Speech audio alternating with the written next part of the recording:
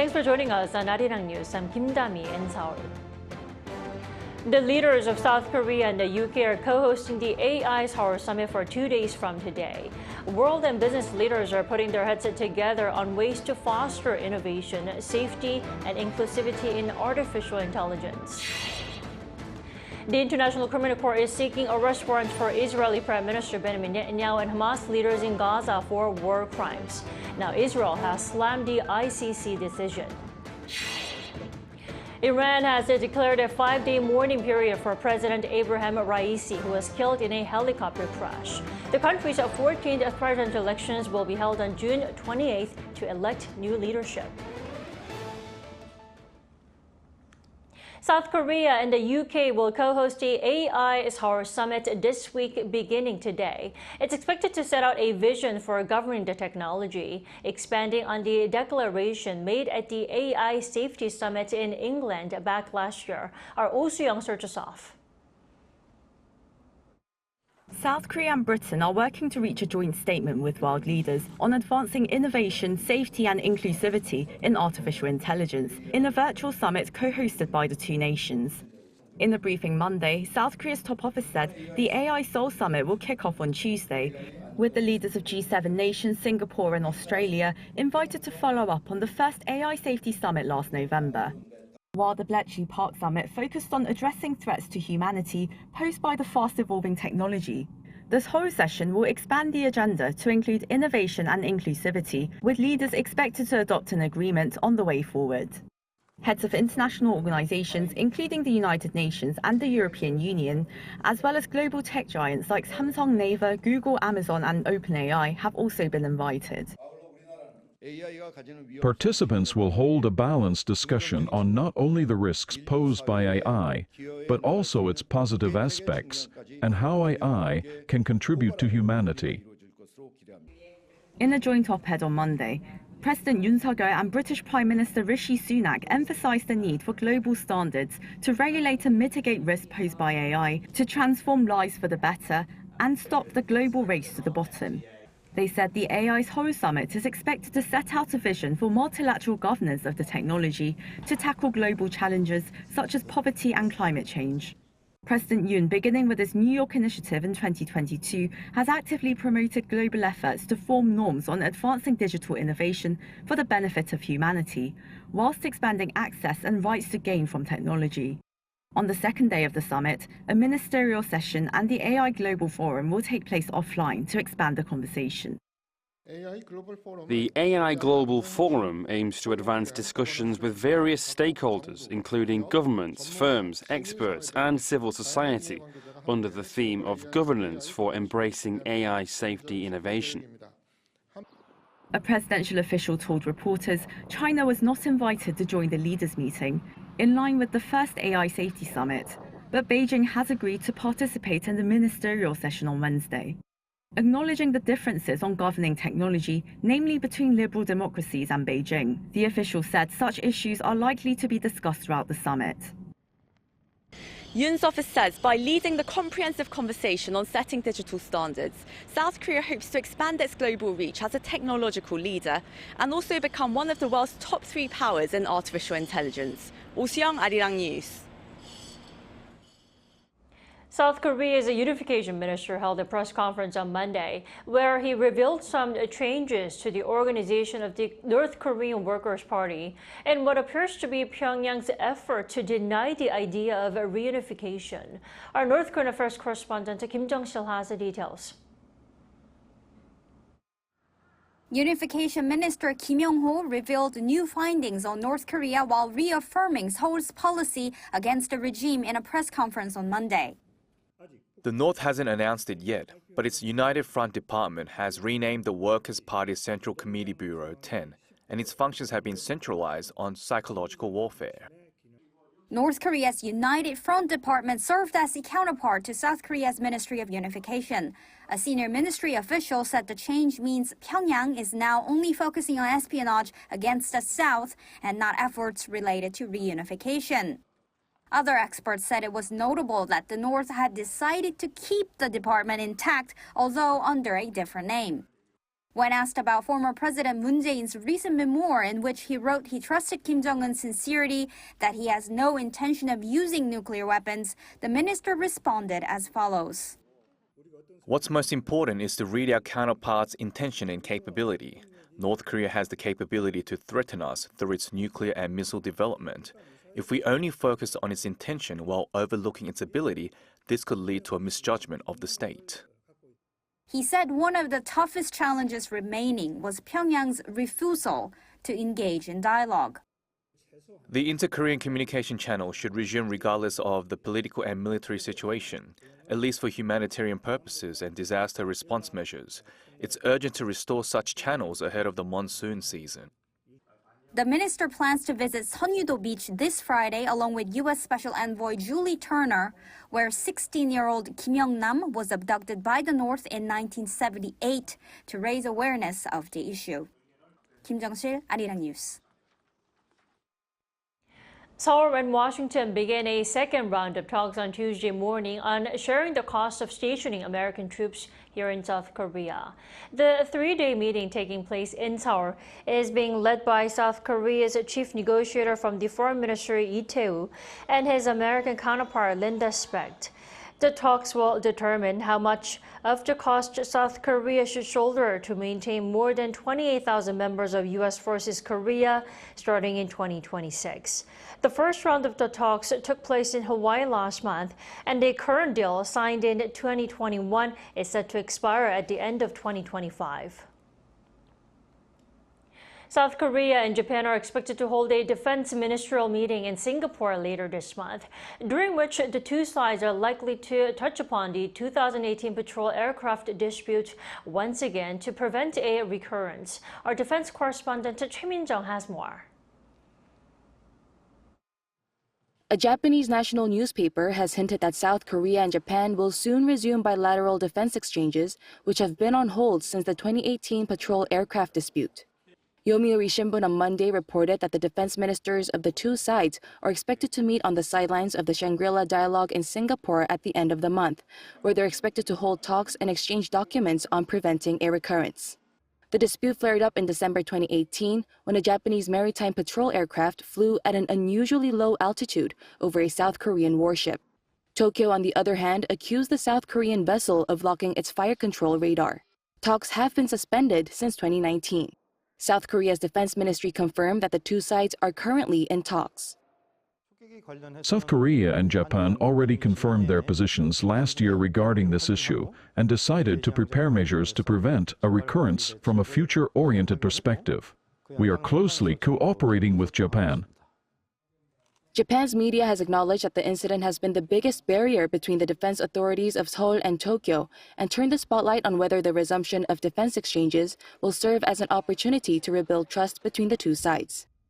Choi Min-jung, Arirang News. Newly released data shows that South Korea's semiconductor industry is booming once again.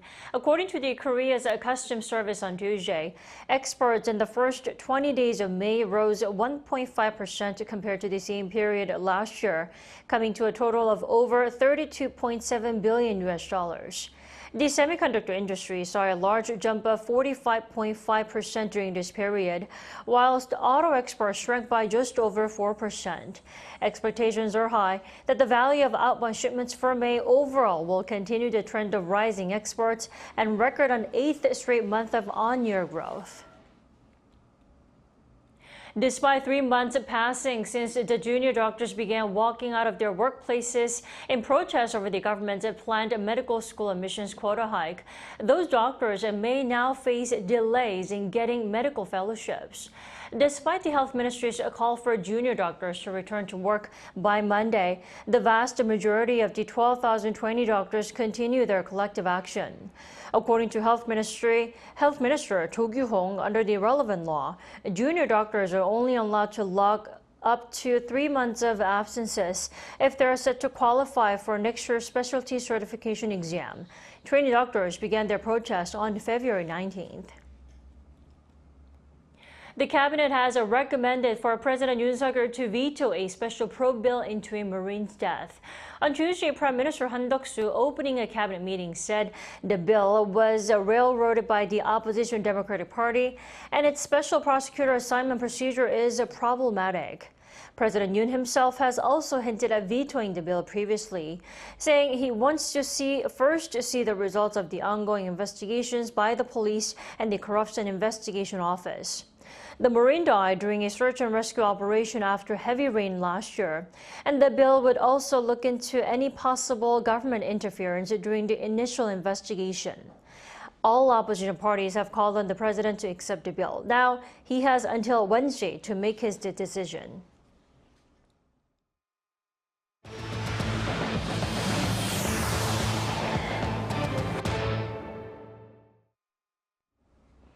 The International Criminal Court prosecutors are applying for arrest warrants for Israeli and Hamas leaders over allegations of war crimes related to the conflict in Gaza. Israeli Prime Minister Benjamin Netanyahu and Hamas leader in Gaza, Yahya Sinwar, are among those named. Lee Seung-jae reports. With thousands of civilians dead since the war between Israel and Hamas in Gaza, the International Criminal Court is now seeking arrest warrants for Israeli Prime Minister Benjamin Netanyahu and Hamas's leader in Gaza, Yahya Sinwar. According to the ICC's chief prosecutor Karim Khan on Monday, the court is seeking warrants for both men on charges of war crimes and crimes against humanity over the October 7th attacks on Israel and the subsequent war in Gaza. Two other Hamas leaders are set to be subject to the warrant, while Israeli Defense Minister Yoav Gallant's arrest warrant is also being sought by the prosecution. The Israeli Prime Minister slammed the court's decision to issue the arrest warrant against him, calling it absurd, adding that the move was meant to target all of Israel. The absurd and deceitful warrant of the prosecutor in The Hague is aimed not only against Israel's Prime Minister and Defense Minister, it is aimed against the entire state of Israel. It is aimed against the IDF soldiers who are fighting with the utmost bravery against the vile murderers of Hamas who attacked us with horrendous brutality on October 7th. Meanwhile, U.S. President Joe Biden also criticized the ICC's decision, calling it outrageous that it's seeking to arrest Netanyahu and other Israeli leaders. He stressed that there is no equivalence between Israel and Hamas. Pundits say that while it's unlikely that the Israeli and Hamas leaders will actually face prosecution, the arrest warrant could make it difficult for them to travel overseas, while a trial in the court would be especially embarrassing for the Israeli government. Lee Seung-jae, Arirang News.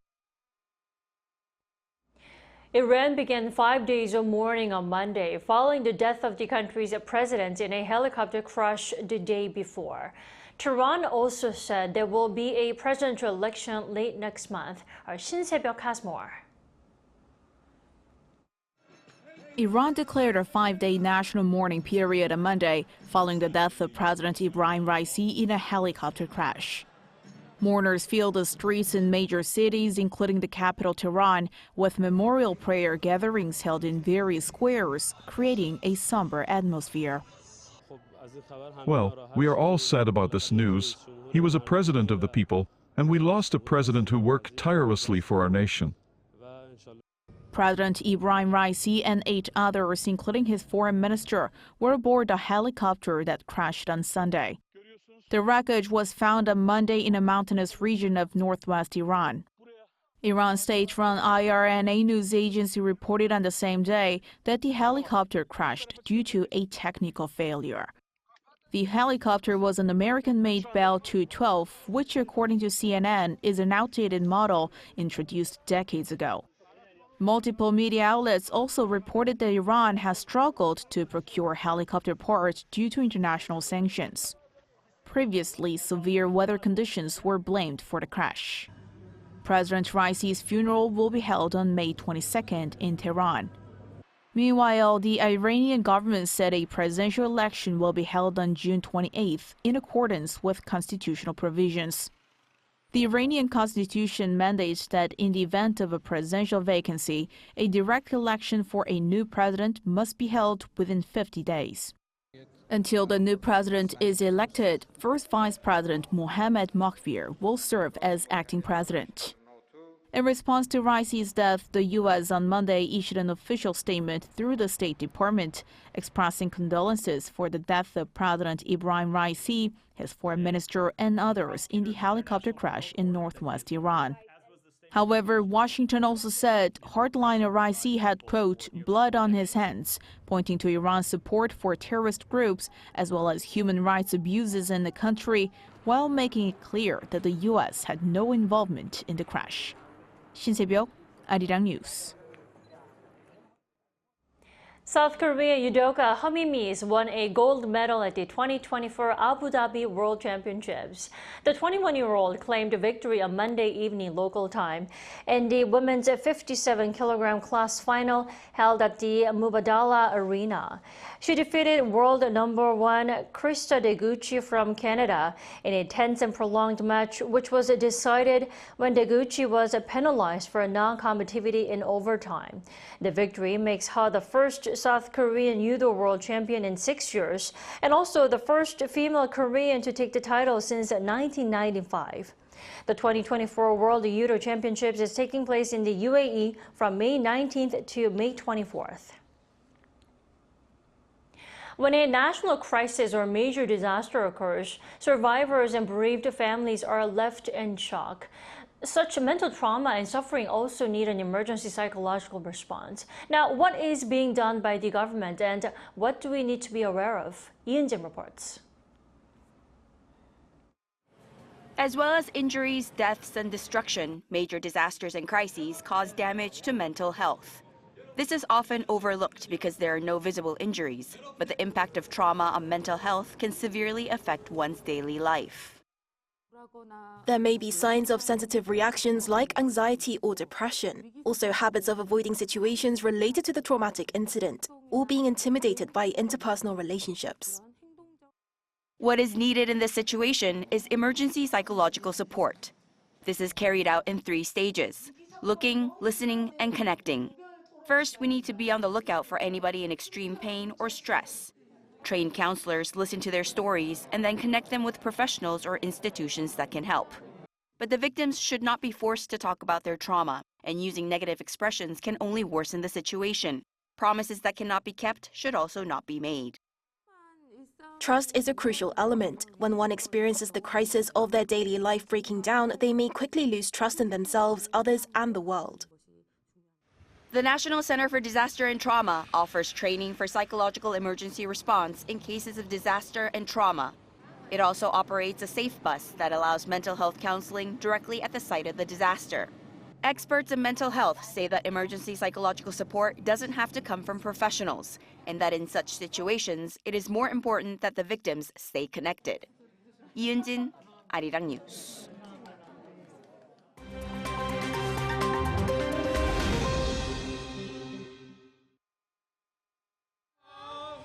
Let's take a look at the latest news in the world now. Following the inauguration of Taiwan's new president, Lai Ching-te, Beijing's foreign ministry reacted on Monday, saying that Taiwan independence is a dead end and that succession is doomed to fail. Chinese Foreign Ministry spokesperson Wang Wenbin said in a news conference following Lai's inauguration that Taiwan's independence will fail no matter under what guise or what banner. Chen Binhua, a spokesperson for Beijing's State Council Taiwan Affairs Office, said that Taiwan's Lai sent a dangerous signal of seeking Taiwan independence in his inauguration speech. Chen firmly added that China will never tolerate any Taiwan independence separatist acts in any form. The newly inaugurated president of Taiwan, 64-year-old Lai Ching-te, asked China in his inauguration speech to stop its military and political threats, saying that Beijing had to peacefully respect the choice of the Taiwanese people. WikiLeaks founder Julian Assange has been granted permission to appeal his extradition to the United States. The UK High Court ruled in the whistleblower's favor on Monday, meaning Assange will now be able to appeal the US assurances over how his US trial would be conducted and whether his right to free speech would be infringed. In court, 2 judges said that they have granted full appeal to Assange on the basis that he might be discriminated against in US legal proceedings as the Australian-born WikiLeaks founder is a foreign national. Assange has been resisting extradition from the UK for over a decade after his WikiLeaks website leaked confidential US documents in 2010 and 2011 on the Iraq and Afghanistan wars, among others, for which the US charged him with acts of espionage. After the court case, his wife, Stella Assange, said that now is the right moment for US to drop the case. Italy's presidential estate in Rome marked World Bee Day 2024 on Monday, with a celebration following this year's theme, Bee Engage with Youth. The Director General of the UN's Food and Agriculture Organization spoke at the event, saying that young people should learn more about bees and pollinators, including modern technologies, while emphasizing the vital role of bees in agriculture, biodiversity, and ecological balance. Educational panels on bees were also erected around the estate. Attendees included Italy's Agriculture Minister, the president of the International Federation of Beekeepers Associations, and a group of young students. The Japanese animation studio, Studio Ghibli, has been awarded an honorary Palme d'Or on Monday at the 77th Cannes Film Festival. Goro Miyazaki, the son of the famed founder of Studio Ghibli, Hayao Miyazaki, received the award on behalf of the studio, thanking the audience during a standing ovation following a screening of 4 new short films written and directed by his father. Hayao's son, Goro Miyazaki, is also a film director and the creative development director of the Ghibli Park. Studio Ghibli also won this year's Oscar for Best Animated Feature in March for the animated film The Boy and the Heron. Kim Seong, Arirang News.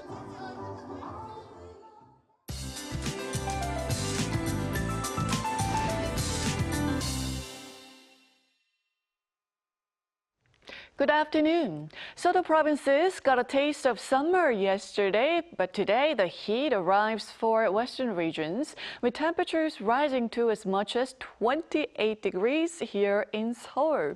Meanwhile, East Coast regions remain breezy, with temperatures in the upper teens throughout the day today. We had some foggy and cloudy skies to start off the day in the capital area, but more sunshine should be rolling in as the day goes on. That UV rays will be very high for most of West and Jeju Island today, so please use your sun protection items wisely to protect against overexposure to the strong sunlight. Back to the readings now. Afternoon highs in central regions are 1 to 7 degrees higher this afternoon at 28 degrees here in Seoul and over in Daejeon. Meanwhile, Busan and surrounding areas notice much cooler highs, topping out at just 22 degrees Celsius. A dry advisory is in place for the mountainous regions of Jeju Island. Early summer weather continues through the week, with nationwide rain in the forecast on Sunday, possibly into next Monday. With that in mind, let's take a look at the international weather conditions.